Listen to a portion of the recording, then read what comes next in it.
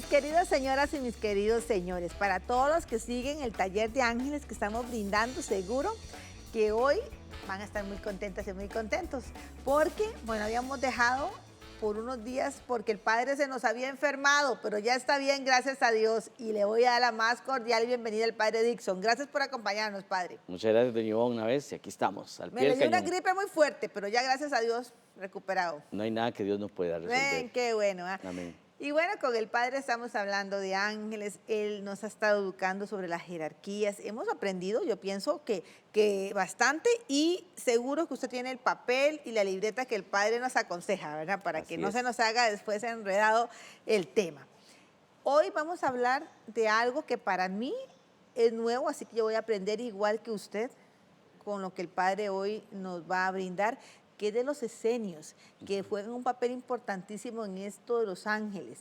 Pero ¿qué es los esenios? ¿Y por qué es importante? Y también de Pseudo Dionisio. Así es. ¿Qué es, quién es y por qué es importante? Eso lo vamos a conocer el día de hoy. Padre, adelante. Bueno, muchas gracias una vez más, bendito Dios, aquí reunidos. Son temas muy lindos, doña Ivonne, porque número uno, de los esenios deriva todo el conocimiento de ángeles que nosotros tenemos. ¿Cómo se llama? Esenios. Esenios.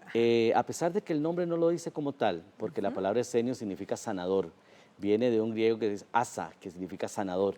Los esenios eran sanadores, eran gente que vivía de la naturaleza, gente muy disciplinada, que eso lo vamos a hablar con respecto a ellos. Pero antes de iniciar el tema de los esenios, quisiera saber si usted se acuerda de las bienaventuranzas. ¿Qué eran las bienaventuranzas? ¿Se acuerda? Una vez Jesús, en el Evangelio de Mateo, capítulo 5, del 1 al 11, dice que Jesús subió a una montaña y empieza a decir, bienaventurados los pobres en espíritu, bienaventurados los humildes, bienaventurados los que hoy lloran, bienaventurados, y esa palabra bienaventurado o dichoso, en Ajá. algunas otras habla Sí. dichosos, ¿verdad? Los cristianos le pusieron el nombre de bienaventuranzas, pero eso en culturas, religiones, filosofías, ya existían las bienaventuranzas. ¿Qué es dichoso? Persona que camina de acuerdo a la voluntad de Dios. Esa es una persona dichosa. Entonces, ¿por qué quiero agarrar esto antes de meternos a los esenios? Porque yo le pregunto a Ivonne y le preguntaría a todos los que nos están viendo, ¿ustedes son dichosos? ¿Su vida es dichosa? Entonces, alguien puede saltar por ahí y decir, no, yo tengo muchos problemas. Ay, qué lástima, no es dichoso. Ay, es que paso muchas situaciones. Qué lástima, no es dichoso. Porque la palabra dice dichosos. Entonces tengo que llegar a una evolución espiritual donde yo diga, yo soy dichoso. Nos enfermamos, sí, pero sigo siendo dichoso. Tengo vida, tengo donde vivir, tengo que comer. Nuestros adultos mayores que ven el programa, que hay muchos fans, le cuento, muy interesante, son dichosos. Pero dichosos aquellos que han sembrado la dicha. Cambiamos el total. Dichoso el que ha sembrado la dicha. Adultos mayores, nuestros viejitos, nuestros abuelitos, como queramos llamarle.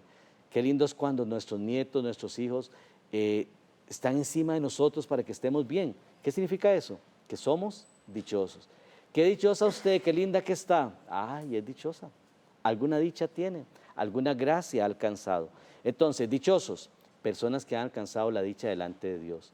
Entonces, la bienaventuranza se empieza. Dichosos los que, y hay un regalo para esos dichosos. Entonces los esenios, tomando esos dichos o esas bienaventuranzas, hoy nos enseñan que ellos vivían en armonía. Existieron 200 años antes de Cristo y se dice que como ciento tanto después de Cristo. Hoy todavía existen.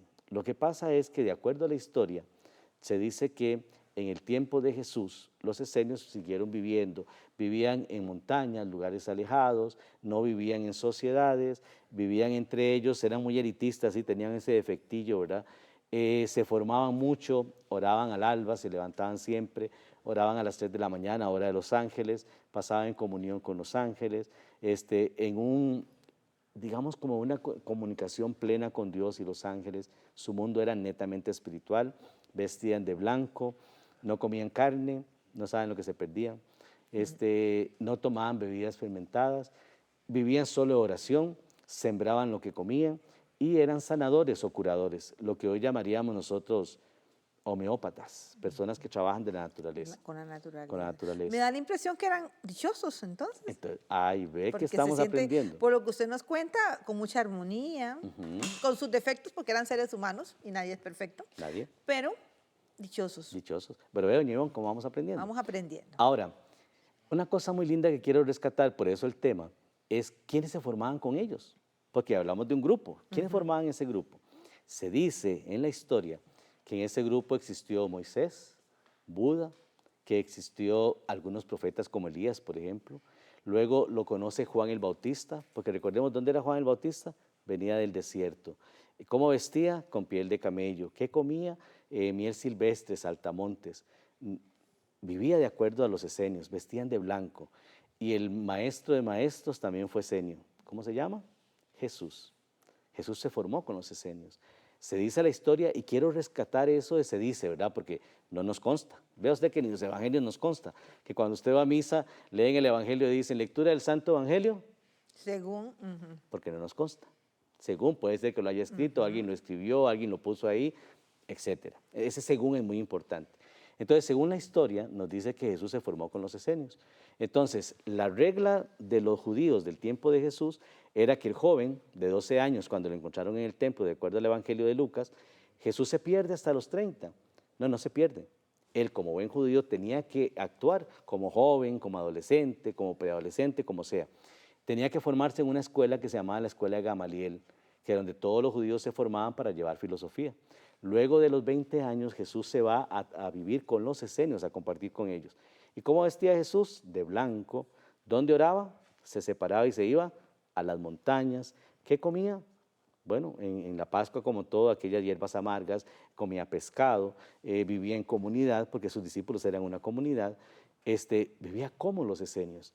Hasta el día de hoy no nos consta a qué comunidad esenia pertenecía Jesús, pero sí pertenecía a los esenios. Y para pertenecer a los esenios, como les decía anteriormente, eran elitistas, era solo gente preparada, estudiada o de élite. Entonces, por ejemplo, en el caso de Jesús, bueno, era la estirpe de David. En el caso de María, su madre, era la estirpe de Aarón. O sea, estamos hablando de familias. La gente millonaria de San Joaquín, los Blancos, entonces ahí estaba Ivonne Blanco entre los esenios, ¿verdad? Ya los González no estábamos ahí. Le gusta hacer chistes en medio de la clase. Entonces, nunca se nos olvida. ¿Por qué? Porque eran elitistas, se formaban. Después de Jesús, Pero ¿quién vino? uno ve ser elitista como algo malo. No, porque Era una élite diferente. era élite no la que de uno evolución. conoce. Ajá, Exactamente, no la que uno conoce materialmente. Materialmente, no, por desgracia sí se ha hecho muy material. Pero no, digamos de formación.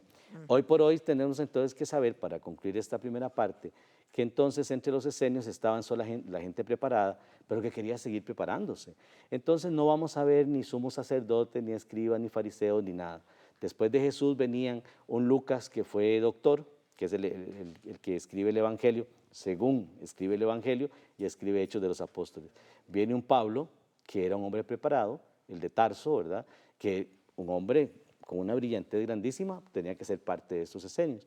Y después venimos con el amigo que usted acaba de mencionar ahora, que era esenio, ¿sí? ¿Cómo se llama el señor? Pseudo Dionisio. Muy bien. Pseudo Dionisio. ¿Y quién era? Vamos a descubrirlo ahora. Vea que es tan nuevo para mí que hasta me cuesta pronunciarlo. No, porque es nuevo para muchos. Ya ve que uno, sí, va a misa, y en el caso mío yo soy católica, pero hay muchas cosas que uno no sabe, como todo esto. Estamos hablando de ángeles, comenzó con los esenios y ahora nos ha estado usted contando un montón de cosas interesantísimas que tienen que ver con los esenios, vea, y los esenios y los ángeles. ¿Qué relación hay? Ahorita va a terminar de explicarnos cómo está este asunto, que es historia, ¿verdad? Qué interesante, porque tenemos que conocer todo esto, porque es parte de la vida. Así que ya casi regresamos con más del Padre Dixon el día de hoy.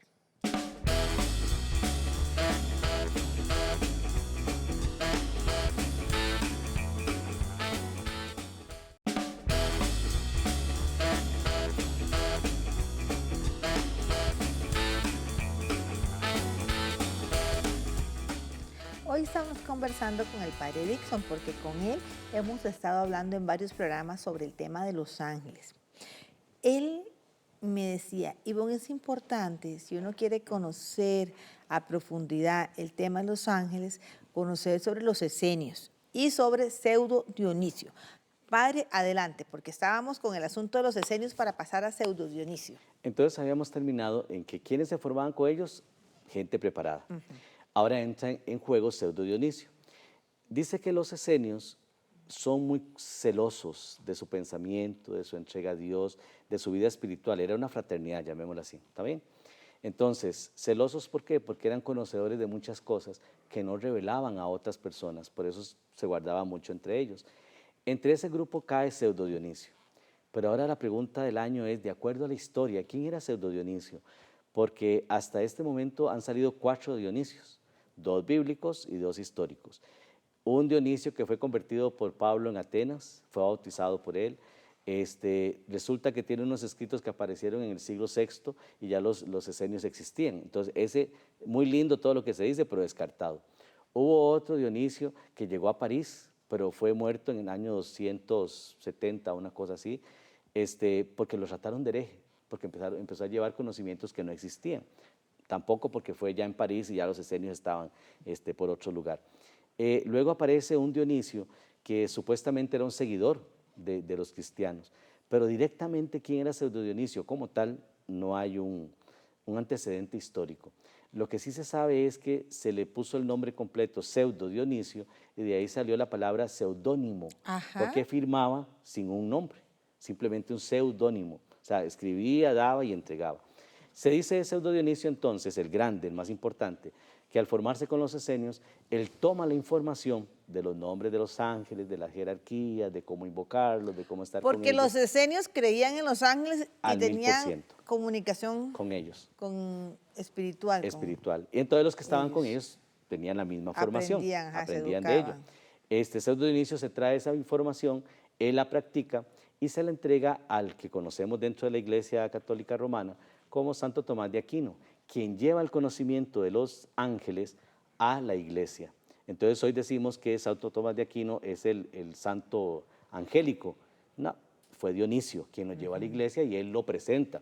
No importa el medio o cómo, lo importante es que ya en la iglesia existe una presencia de ángeles, como lo vimos en los primeros programas, ¿se acuerdan? En los años 300, quién quita, quién pone, que no nos interesa en este momento, pero digamos, él lleva los escritos a la iglesia.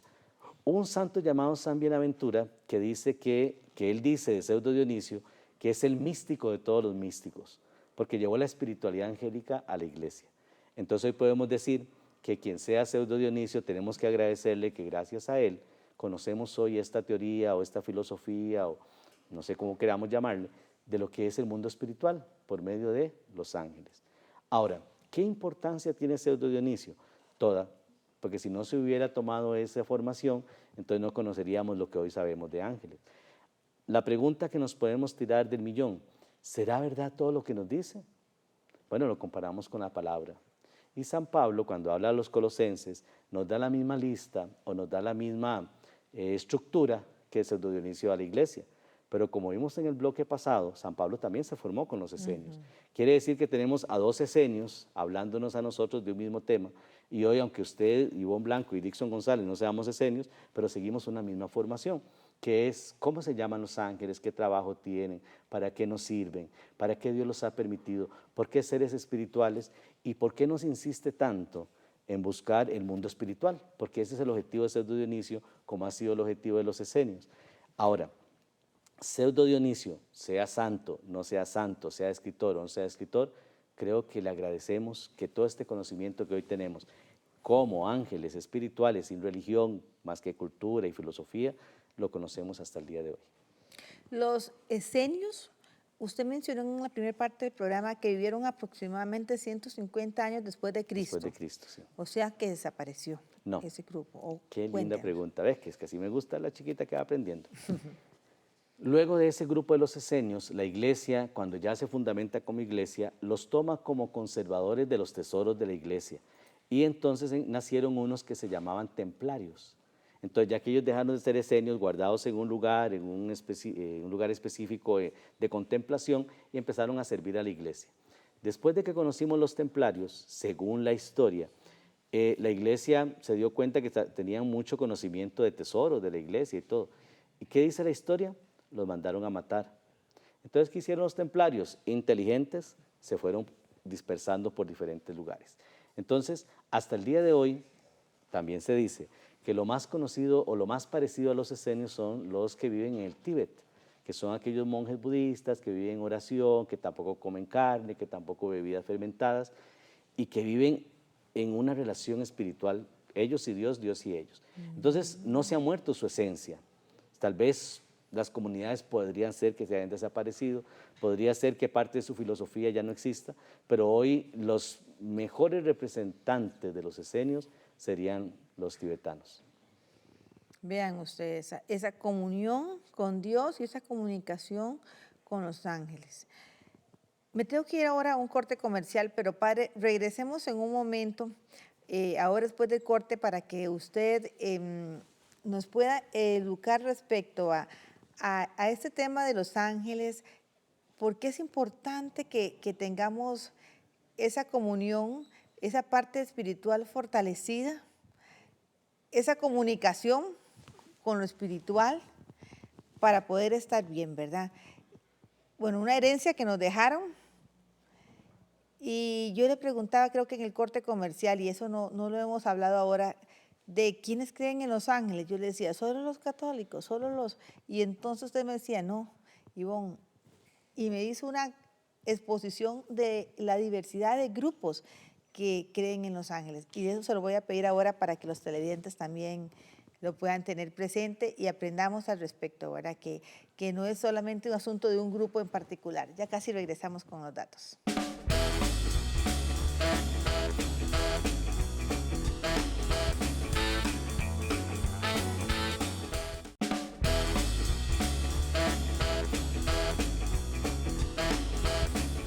Bueno, para todas y todos los que están muy interesadas e interesados en aprender sobre los ángeles, bueno, el asunto se las trae, por decirlo así, si uno quiere realmente comprender, ¿verdad? ¿De dónde nacieron los ángeles? ¿A quién se le ocurrió? ¿Cómo es que han estado en la historia? ¿Cómo han evolucionado? ¿Qué las jerarquías? Hoy el padre Dixon nos ha explicado de un grupo que mantenía una comunicación, eran unos grupos muy espirituales que eran los esenios, y nos explicó de Pseudo-Dionisio y cómo llevó esa esencia de toda esa información a la iglesia. Y por ahí vamos, ¿verdad? Por ahí vamos comprendiendo. Y esto de los ángeles lo llevó a la iglesia, pero no es de una sola iglesia, el tema de los ángeles. O sea, los ángeles no son exclusivos de los de aquí o los de allá. Es de todos, de Vieras casi que todos por lo menos. me alegra mucho ese pensamiento, Ñibón, porque eso que usted acaba de decir se llama evolución. El día que yo ya rompa con estructuras de creer que solo porque yo soy de esta iglesia, lo que ésta acepte es palabra de Dios, ya rompo con esos esquemas. ¿Por qué? Porque los ángeles no son marca registrada de una iglesia. Tanto en las filosofías antiguas que dijimos, los budistas ya eran esenios, el Islam tiene gran número de ángeles, a tal punto que recordemos que se dice que Gabriel le dicta el Corán a Mahoma. Quiere decir que ya estaba Gabriel en la identidad de los islámicos en este momento. Los budistas los tienen con otros nombres. Si nosotros nos ponemos a ver historia, los seres de luz o seres mensajeros, aunque no le llamemos ángeles, le damos su función. Ángeles es su nombre, seres de luz es su misión, la misión que tienen para nosotros. Entonces no son marca registrada de ninguna iglesia. Tan ángeles tendrán los cristianos como los tienen los mismos musulmanes, los budistas.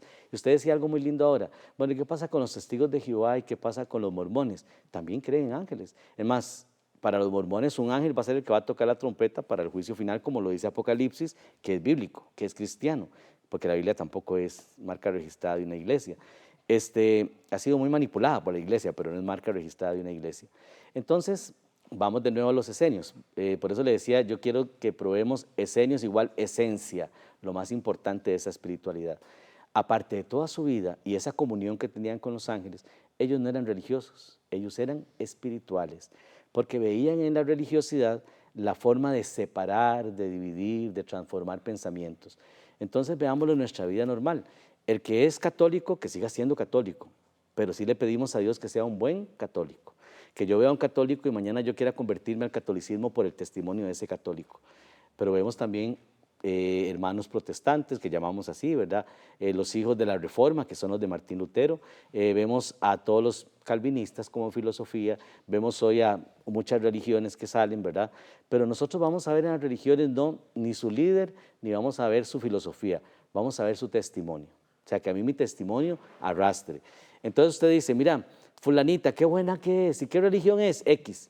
Ah, esa religión es buena, vale la pena ir a esa. O sutanita, vea qué chismosa, qué metiche, qué cuentera, ¿qué religión es? X. Ah, no, yo ahí no me asomo, ¿verdad? Eso es lo humano. ¿Qué es lo espiritual que los esenios lograron? Que yo me llegue a una relación con Dios y no una religión de Dios, donde yo aprenda a evolucionar yo espiritualmente, junto conmigo, mis seres queridos. Y dice la historia de los esenios, que era tanta su espiritualidad, bueno, y su forma de ser y actuar y todo, vivían 120 años. Imagínense qué lindo eso. Bueno, sí no comían carne, pero en un librito ahí de Hechos de los Apóstoles nos habla de que más bien cuando Pedro quiso prohibir la carne de animal ponzoñoso, ¿verdad?, de cerdo, Jesús le llama la atención, le pone una sábana con todas las carnes y dice, come de todo lo que está creado. Entonces no es malo comer chicharroncitos, no es malo comer, ¿verdad? Ahora, como se los coman, ¿verdad? Esos son otros 100 pesos. Pero yo puedo comer todo lo que Dios ha creado. ¿Qué es la diferencia?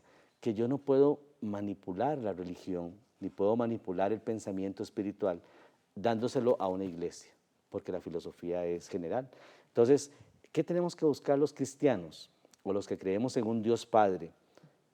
Mi cercanía a ese Dios Padre, mi cercanía a ese mundo espiritual, porque en definitivas cuentas, el día que me llamen a mí a la presencia de ese Padre Creador, que me llama de nuevo a la casa de donde vine, que te llamen a vos, ¿qué tenemos que hacer? Volver a la casa del Padre, encontrarme con ese Padre, y no me va a preguntar ni a cuántas veces fui al culto, a misa, me reuní o no me reuní, me va a preguntar cuántas veces amé al prójimo, cuántas veces no critiqué, cuántas veces no me metí en lo que no me importaba, porque hasta hoy en día hay líderes espirituales que en el momento de la muerte la temen, no porque sean malos, porque en este mundo nadie es malo, sino porque hicimos cositas que no estaban bien, nos damos cuenta, nos robó la paz, hicimos daño, y ahora sí tenemos que enfrentarnos ante aquel papá que no nos va a juzgar ni a mandar al infierno, porque eso no es así, pero sí nos va a decir por qué dejamos de hacer la esencia más importante, que era amar, que era perdonar, que era entregarnos. Por eso vivían 120 años, porque no tenían problemas ni entre ellos, por eso se llevaban bien. Y usted decía algo muy lindo, no era perfecta la armonía,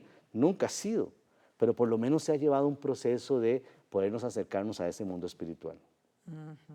¿Y podemos acercarnos a ese mundo espiritual a través de los ángeles? Ese es el medio más importante, porque nos llevan a un mundo espiritual, no una religiosidad. Diferente a que te digan a vos, mira, para ser salva tenés que rezar o orar o hacer penitencia o hacer, ok, entonces vamos mal, porque estamos encerrando la salvación como un medio religioso para llegar a Dios. Ellos no tienen ningún medio religioso, ellos tienen un medio espiritual.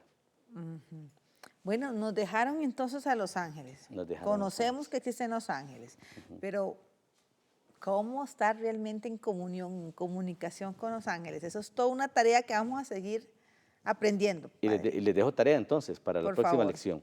Salmo 91. ¿Qué salmo es? 91. 91. Muy bien. Salmo 91 completo. Dice ahí una frase bellísima. Quiero que lo lean, por favor, los adultos mayores que les gusta leer y poner a sus nietitos a leer. El Salmo 91. No va a permitir que mi pie tropiece en piedra. ¿Qué quiere decir eso? No va a permitir que la ignorancia siga siendo ignorancia. Yo quiero seguir creciendo, quiero seguir evolucionando. Y mandará a sus ángeles, no a uno, no a dos, a sus ángeles. ¿Qué dijo? Plural. ¿Cuántos ángeles tenemos que nos ayudan? Leamos el Salmo 91, lo analizamos y va a ver qué lindo eso, que Dios nunca nos ha abandonado y más bien nos envía ángeles para que nos cuiden a cada uno de nosotros. Leemos el Salmo Salmo 91 y la próxima semana usted, padre, nos dice qué es lo que nos tenía que impactar, a ver si estuvimos en lo correcto, ¿verdad? Así es, vamos a revisar tarea para Dios en 8. Bueno, y ojalá que usted lo haya notado. El Salmo 91 es lo que el Padre dice que leamos, que ahí vamos a tener algo importantísimo. Bueno, la Biblia es un libro sagrado, es un libro que todos debemos de leer, pero en especial esta semana le estábamos diciendo que nos leamos el 91. Por hoy ya le tengo que decir un hasta luego el día de hoy. Ojalá y usted esté también asimilando este tema, comprendamos y podamos todos llegar a un momento en el que podamos estar en comunicación con algo que nos fortalezca, que nos haga sentir bien, que nos llene de algo bonito y positivo. Yo le diría que es que entonces como de amor, ¿verdad? Algo que nos permita estar mejor, estar en armonía. Dios quiera que sí. Por hoy, un hasta luego a todas y a todos. Que Dios me los acompañe.